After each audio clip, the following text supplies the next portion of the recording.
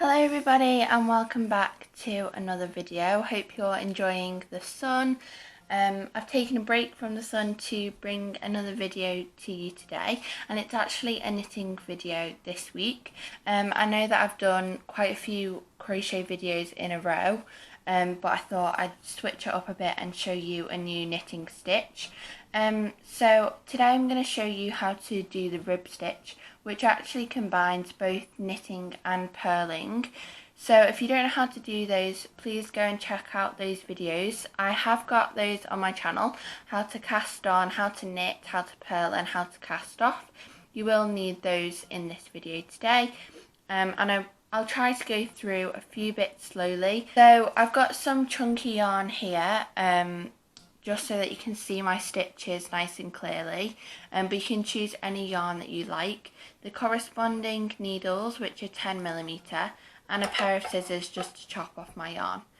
So we're going to get going. I'm going to cast on and then we can begin. Okay then, so I'm going to begin by casting on 10. So I'm going to just make a slip knot. So you can cast on the amount of number that your pattern requires. Today I'm just creating a swatch square of rib, so I won't need a certain number. I'm just going to cast on quite a small number of 10, just so that you can see a nice swatch square.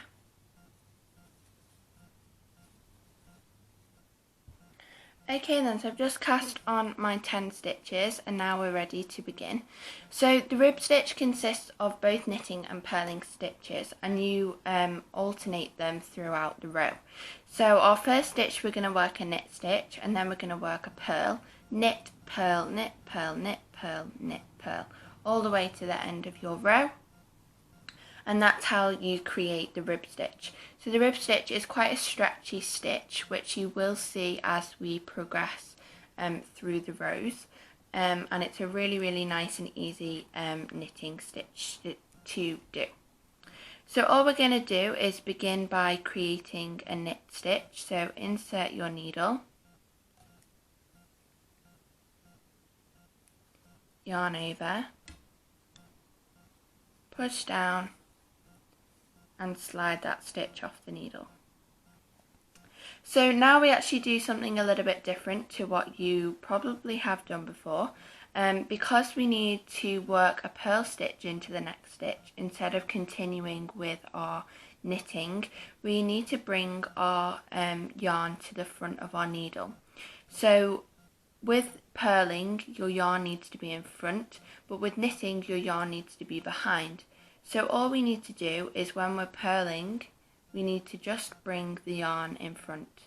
So all I've done there is nothing special. I've just brought it to the front round the needle, and now we can purl our next stitch.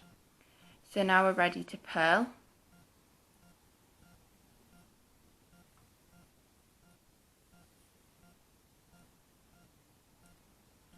And now we need to bring the yarn at the front, we need to bring it behind so that we can work a knit in the next stitch. So bring it gently behind and work a knit stitch.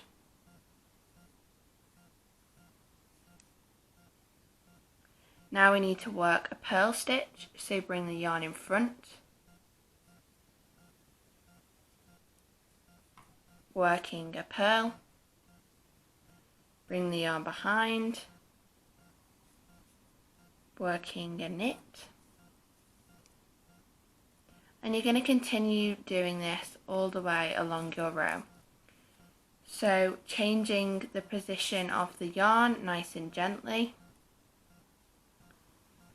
changing the stitch you do,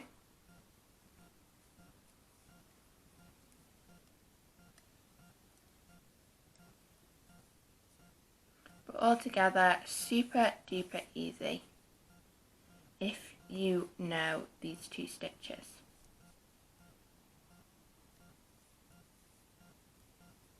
Alternating between knitting and purling all the way along your row. So I've just reached the end of my row now.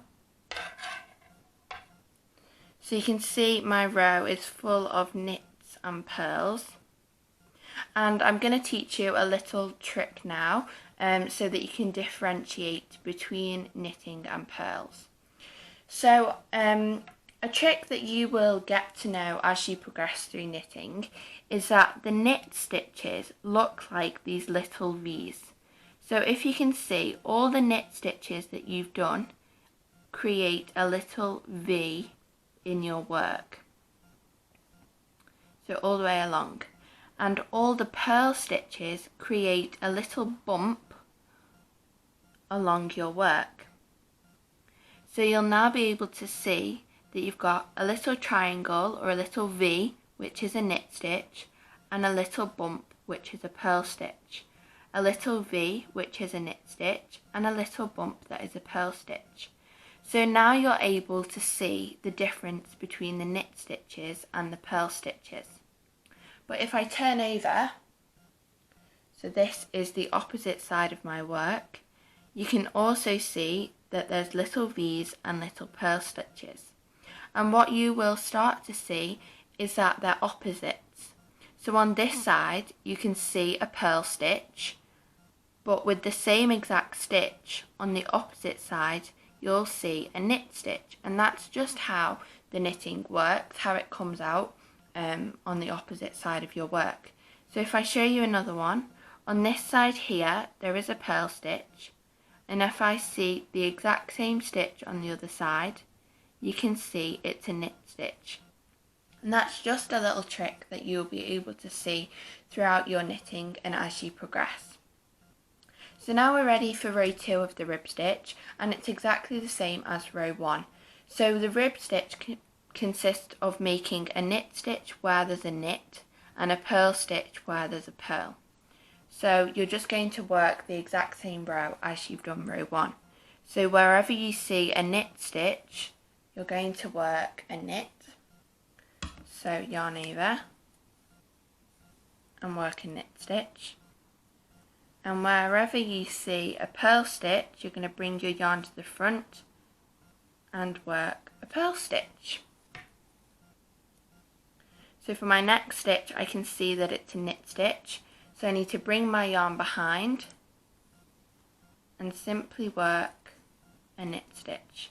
Now I can see I've got a purl. Bring the yarn to the front and work a purl stitch. Bring the yarn behind, work a knit stitch. Bring the yarn in front, work a purl stitch. And now, believe it or not, you are actually creating the rib stitch, which is super fun stitch to do. Perfect for hats, especially like the bottom of the hat, the rim of the hat, because it's a super stretchy stitch. So for the rim, it's nice to have a bit of stretch. So there you go, row 2, you've created your rib stitch. So you can see now that the stitches are starting to build up. These are the knits and these are the purls. So you can start to see the rib stitch being formed. So this is actually a single rib stitch, so you can see that you've only got one knit and one purl, one knit and one purl. For the rib stitch, you actually can create like a double or a triple, so where you work 3 knits in a row, 3 purls, 3 knits, 3 purls.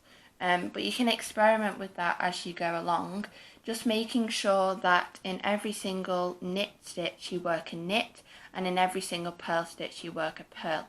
Because if you switch them around, you will create a different stitch that we will do in the future. So I'm going to work a few more rows now, just so that you can see how it ends up like. But you should be well away now, working knits, bringing it forward and working a purl stitch. So I'll do a few more rows and I'll meet you back when I've done that.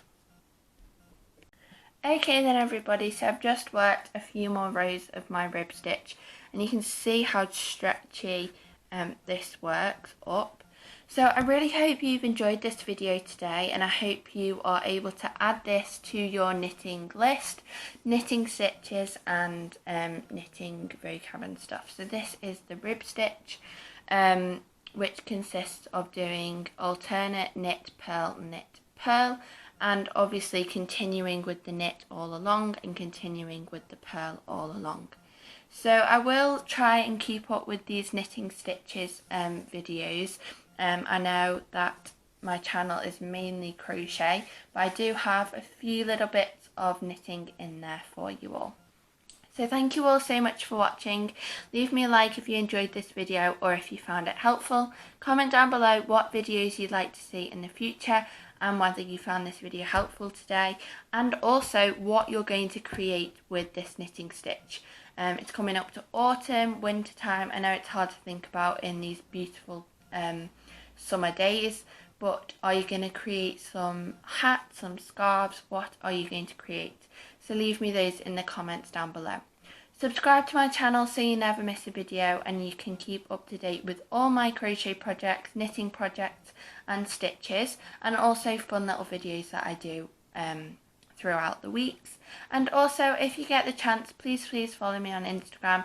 I post more exclusively there, and you can keep up to date with all of my personal crochet projects. If I'm not on here, I'm on there. So at hooks.andneedles, go and follow me on Instagram. There will be a link in the description box down below, and also a link to this gorgeous yarn, which is Paintbox Simply Chunky. So I'll leave all of those links in the description box. Thank you all, and I will see you next week. Bye.